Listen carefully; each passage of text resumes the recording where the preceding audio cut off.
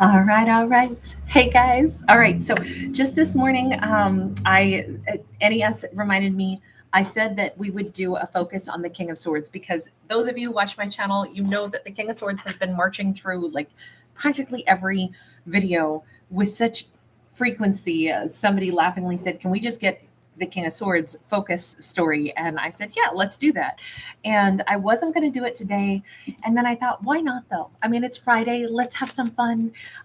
So we're going to do that. I will get to zodiacs today as well, but I am honoring like requests that you guys have had because I asked you um, as a group, like, are there storylines that I haven't covered that you guys have said, in 5 years you've never done this or you've never done that, and you guys threw out some really amazing ideas. And we just honored one before this where we did a message from the spirit animals, and it was so great. And I thought, okay, hang on now. I asked you guys what you wanted. You guys want a King of Swords focal storyline, especially because he comes up all the time. So let's do it. So anyway, guys, NES, hey babe, I bumped this up. We've got plenty of time for zodiacs today. Today's the day I get to devote to this evening and stuff. I'll be here and we get to get caught up on zodiacs. So why don't we have some fun? All right, guys. Fees, Mystic Faith. Good to see you, Sarah J. You guys are so wonderful.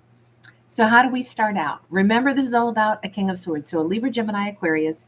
We're going to assume we're going to refer to him as him, but do be mindful. I don't actually read for genders. So it's whomever embodies the energy of the King of Swords. Normally, a King of Swords would be someone who could be, let's say, they're good with words when they come up with the words that they want to say, but sometimes they can take some time to get there. The King of Swords can be somebody that is sometimes fairly rigid in the way they do things. Like they could be somebody who works in industries where it's like a checklist of things that must be completed. Sometimes they work in high level, like responsibility type of scenarios. Think of jobs that come with like name badges, insignia. These are the people that are pilots. These are the people that are, like physicians, and like just really like you have to follow certain protocols and such. Maybe they're more linear thinkers, super intelligent, and at their best, they are fair, they are balanced, they are honest and honorable. They speak truth, but getting words out of them, they don't speak when other people want them to, they speak when they have something to say. So, bearing all that in mind, let's begin. We have an Ace of Wands that is sideways, and we have a Ten of Swords in the reverse. The King of Swords, and we'll assume this is the King of Swords who keeps popping up all over the place. That's what we're looking for, is who is the representation of the King of Swords that pops up in every message, it seems like lately. It is somebody who is hurting. And that's so he's haunting our stories because he hurts. There's an ending that he doesn't want to be over. Okay. If this were upright, I would say, oh, well, he's done with a relationship and that's fine. He's just getting closure. He's not. That's why he haunts the storytelling.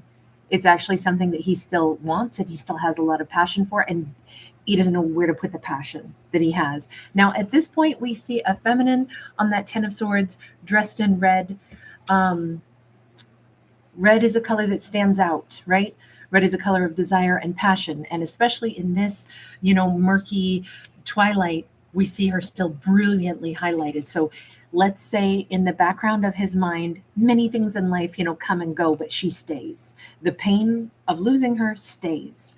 This could be an ex that he is still very much, I feel like he hurts over this. I don't know if he has red eyes from crying. It feels the King of Swords can be dry as far as like they may not cry, they carry pain in a different way, which is maybe why he's carrying it so long, because there's no outlet for it. There's no sad juice, as I call it. And it's really because he still wants this. Now, with the Ace of Wands sideways, why do we have an Ace of Wands sideways? That's passion and desire, but oh God, Emperor and the Four of Cups. Oh my God. Okay, so this is a thing that I think he's struggling with even admitting to himself, is how big of a disappointment this is. He lost his mermaid, and this is a person he wanted to marry. Okay, so she is the one, right? A mermaid is a mythical creature. A mermaid is a 1 in a billion. And maybe we could say maybe he's built her into, in his memory bank, she's become like the missed opportunity of a lifetime? I doubt it. King of Swords are very truthful with themselves. This is something that he knows and is something that is buried deeply, and that's probably why it is still such a pain, because it's it's one of those truths that you carry within yourself. I wanted to marry her. I didn't marry her. I was supposed to marry her, or I married her, but I blew it with her. I should have protected this. I should have stepped up. I should have asked her to marry me. I feel like this is somebody who should have asked her to marry him, and he didn't. So she's the one that got away. This is something that I'm still trying to figure out why the Ace of Wands is sideways on this. There's the King of Swords sideways. He can't even explain this. Maybe he didn't want to be married, yet he wanted to be married to her. Now, what the hell does that mean? That's like the most contradicting, story or phrase I've ever said. I don't want to be married, but I want to marry her. Even he doesn't understand this, right? It's sideways King of Swords. Maybe it's something different, though. He kind of sits in this very I would not want to sit in that throne with all those spikes coming out of it. That's kind of like a Game of Thrones kind of thing, where it's like, all the spikes of swords or something. I'm wondering if he himself said, I'm no good to be married to. So even if I wanted to marry her, which I did, she's the one that got away. She's the one I have all these regrets over. But instead of marrying her, because there was only two choices: I marry her or I can't be with her. And if I can't be with her, which is what he ended up doing, she is forever this grief that he carries. Not just grief, he's hurting over this. But then we get to, the problem is I didn't really have a desire to be married. And then we say, no, I didn't think I could be good marriage material. I'm not really a King of Swords upright. So here's the core of everything. All of his grief and pain over her stems from, we're backtracking to the origin of the problem. Why don't you see yourself as a King of Swords upright? Why do you think you are on a somewhat of a karmic cycle? What do you think your karmic cycle is? The thing that you can't break free of, the thing that makes you not marriage material. King of Wands in the reverse. I'm selfish. Well, you don't have to be selfish. Why do you think you're a King of Wands in the reverse? That's selfish. That's egotistical. That's not heart-centered. We have the Chariot in the reverse. We have the Eight of Swords upright. This is so weird and really so freaking annoying, because for somebody that's fair, balanced, and intelligent to be saying, I'm not marriage material because I'm selfish, I'm self-indulgent, I won't move forward consistently. And here she is again, the woman in red, the one stuck on me, and I want her to be stuck on me, which isn't fair. This is very much, I shouldn't be with her because I won't treat her well. I won't be home. She'll be stuck. How is it that you think she'll be stuck on you? Because right now you're pissing me off. So far, this is all about you making yourself into this tortured character who's also trying to do somebody right by saying, I would only hurt her. Who says she'd be stuck on you? You seem like an ass to me right now. Sorry. My inside voice comes out sometimes. Queen of Cups in the reverse. He's either saying, I'll wind up making her bitter and make her hate me and make her hate herself. First off, you have no power to make anybody do anything. She's her own person. So don't you be taking any responsibility or take away her power and say, this is how she would be with me. We all have our own ability to be who we're going to be. But to say she'd get stuck on me and be hungry for what I couldn't give to her, almost like she'd become emotionally manipulative. I mean, I don't know, maybe he saw some of this when he dealt with her. Maybe his tendencies, he's like, I know I am selfish, and I could already see it was upsetting her. I know she was already getting stuck on me. Well, maybe you should have presented yourself as, hi, I know that I want to be with you, but I also know I only ever do what I want to do. I won't move towards you. I won't be able to care about you because I really only care about myself more than anything else. My needs will always come first. I'll spend my money where I want to. I'll take me first, last, and always. How about it? Would you like to be with me? And let her face you and say, hell no, maybe F no. It seems like he knows this about himself, but then he played this out with her. Already saw traits where he was like, she's stuck on what the heck am I doing? I'm making her feel crazy. And she's more stuck than ever, still wanting me to open up, wanting to give love. Now it becomes this weird emotional, if not emotional manipulation exactly, I can see her emotions are getting bogged down and I don't want to do that to her. Okay, but if you had just presented yourself first and foremost, here's how I'm going to treat you. Are you down with that? She probably would have said, hell to the no, not interested in your selfish ass. Instead, you treated her in a certain way, which was very confusing. And I feel like he knows it because he does not have stability, which doesn't make sense because you can't be a king of swords if you're not sure about what you want. And he is such a conundrum, right? She's the one I want to marry, except I shouldn't be married because I'm not somebody who's super stable. I won't move toward her. I'm super selfish. Then you need to go work on yourself and stay away from her. But instead, you're over here having messed it up with her, feeling miserable that she's out of your life. Why don't you just grow?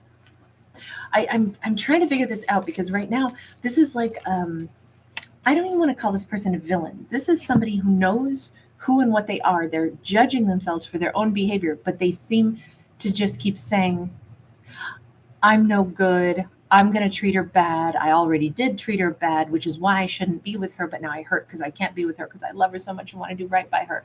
But I'm not going to. And that circular thing, I got no patience for. I want to say, snap out of it. Get your bearings. Why are you being lazy about growing up and treating somebody better that you profess to love? Sorry, I wish I wasn't so blunt sometimes. I have no grace sometimes. This is why I call myself Sassy Kate, and I say my alter ego comes into videos on a gigantic loud motorcycle, and I disrupt everything because I try to be all graceful and be understanding, and then I'm just like, blah. We have the Hierophant in the reverse. We have the Nine of Swords upright. We have the Wheel of Fortune upright. Okay, so here's the thing. And I can push my alter ego out. The the motorcycle is left. Okay, because the simple answer to all of this is they have not yet awakened. That's it. Plain and simple. They are not awakened, and meeting her and going through this whole ordeal where they know that they treated somebody like crap. They know that they even caused her grief, and we'll look at that in just a minute. But causing her grief has actually caused them way more grief. So maybe this person does have the capacity to love. Maybe this is, I don't know if this is somebody who shut down all of their emotions, somebody who's been almost robotic in nature. Maybe that was if this King of Swords was a traumatized individual, maybe what they learned was I just need to survive. And that means don't feel emotions for other people. That means, do what you need to. That means, resort to, I need to eat, I need to mate, I'm going to take care of my needs because ain't nobody ever taking care of me. And maybe that's how they've operated. And then they meet somebody they actually love, but that's unfamiliar terrain for them. And at first, they're not treating her any better, even though they feel something for her. That's almost what this feels like. We're dealing with somebody who's been in survival mode, and yet that's not all they are. But this is them not quite awakened to this very uncomfortable, but I like her, I care about her, and I don't want to hurt her. But the way I keep being wired is it's always just about me. And I know that's bad, but I've never thought about changing that before. But now she's not in my life because I don't want to treat her bad, but I have been. So I'm ashamed of that. I feel like crap about that, but I don't know what am I supposed to do? You're supposed to rewire, but they're not quite there yet. All of this discomfort is good for them because it shows that they're having these cracks in the programming.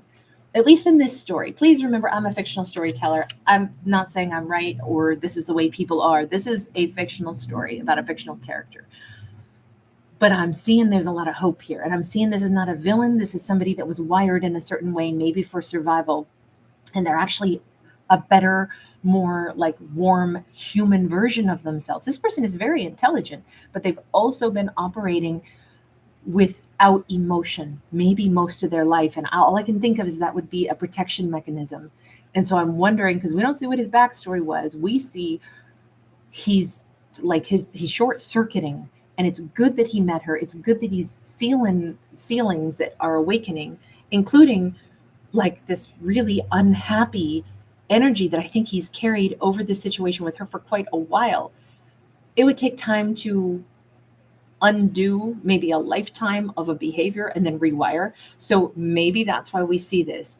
With that Wheel of Fortune upright, this is the transformation. It's coming. And maybe that's why he's so uncomfortable. Maybe that's why he is stomping through every freaking story. Like every second video I have, we have this King of Swords energy. Maybe it's because right now there's something going on like cosmically, or there's something happening that is making him feel like I'm more uncomfortable than I've ever been, which is perhaps the signal that he's outgrown his past pattern. And it's we have the Judgment card. Hell yeah. Okay, we're getting somewhere now. We see this perfect transformation really happening. And remember, this is Year of the Snake. This feels like somebody who's shedding an old skin. Or you know how they say like with creatures like lobsters, they get too chubby for the shell that they were in and they bust on out of that shell because the meat inside of their shell is bigger than the shell. So they've outgrown it. And for a little bit, they're going to be like kind of like naked before they have the new exoskeleton on. That's a vulnerable place to be. That's an uncomfortable place. But before they even shed the old skin, first it has to get really tight and really uncomfortable. That's where he's at. And maybe that's why he keeps showing up. The change in him, something that's like, let's picture emotions and his heart as like an item that is like literally growing, swelling, taking up new space within him. And it's pushing the boundaries of what his old robotic, external exoskeleton was. And it's starting to crack and he's starting to molt. We're going to take this to a part 2 because if this video gets any longer, it will not process. I'll see you in part 2 and we'll pick up right where we left off. I'm sorry to do this, guys, but I'm trying to work with the confines right now that I've been dealing with on YouTube. So lots of love, you guys.